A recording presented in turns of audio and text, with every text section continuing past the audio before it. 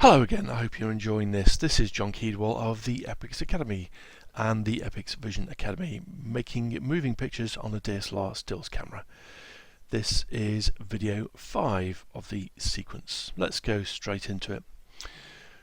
This video is all about how to overcome the difficulties and challenges that, because a DSLR camera is not really designed to actually shoot video on.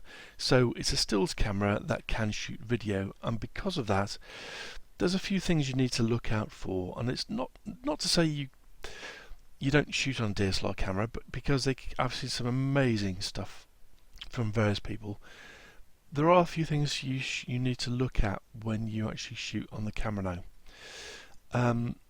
Biggest thing of shooting on video compared to film or compared to stills is you really need to turn everything to manual. Turn the edge enhancement down, turn the contrast, and turn everything onto manual exposure, and ideally have a manual focus lens, because funnily enough autofocus doesn't work when you've got actually on some cameras it does, but most cameras the autofocus doesn't work, so you have to manually focus the lens, which I'll come to in a little while. For some lenses it's a bit of an issue. So you got to think in terms of stills being normally stills are seen separately. Now video needs to be seen as a sequence, so there's something you may shoot in the morning has to cut with something you shot in the afternoon, or even a different day, or even a different week or month. So you have to exposure and your colours and contrast need to be very consistent, otherwise it'll jump on the screen. So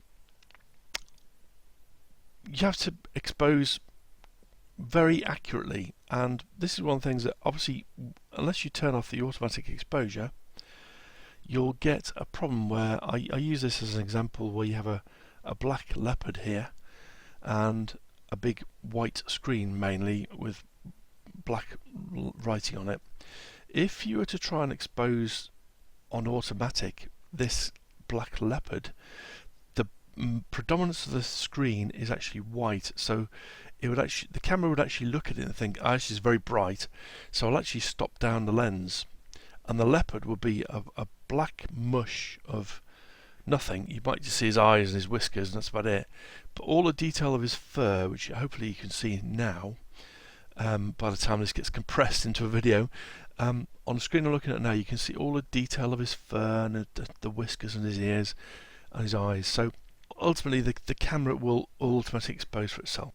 A few things you need to look at: if your camera's on a tripod, occasionally your battery release will be on the bottom of the camera on some cameras. Not on all cameras, and the higher end ones tend to be side, like the D3 or D4.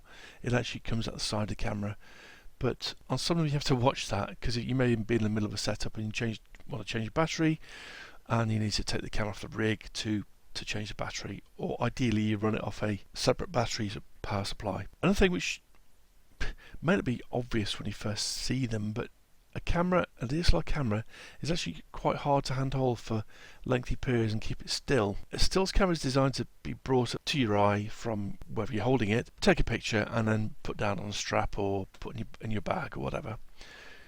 When you actually are shooting with it on a DSLR and you're actually trying to shoot video, you're trying to keep it still for quite long periods, and actually it can be hard to handhold for lengthy periods. So something to look at. Ultimately what I'm trying to say is on this video is there are limitations. As long as you know the limitations for DSLR camera, the ultimate control required for cine can be yours as long as you know what they are. One of the problems I see personally, or challenges you need to overcome, is it's not just the camera that comes. You can shoot with a camera and you can shoot straight onto the flash card, but normally for various reasons, I'll go into this in a little while, you'll actually want to have a focus rig on there. You may want to have an external monitor because you're shooting in daylight and the screen on the back of the camera is not ideal, the LCD screen, so you want to have a separate eyepiece with a proper hood on it, follow focus rings, and it starts to get a bit big and unwieldy. Also these cameras here don't have a matte box, but a lot of the time you'll need, in cinematography terms, you'll need a follow focus bars and a matte box for filters. These are pretty much just showing a stills camera plonked on there with a normal sort of lens, but trust me when I say you'll actually need really to shoot on a separate recorder. So you need an extra monitor to operate the camera, and it adds size and weight, so it starts to get a little bit unwieldy. These are just two examples I've given. These are particularly well made examples of camera rigs, I hasten to say. They are probably two of the best around, infinitely adjustable, recommended if you're going to do something like this.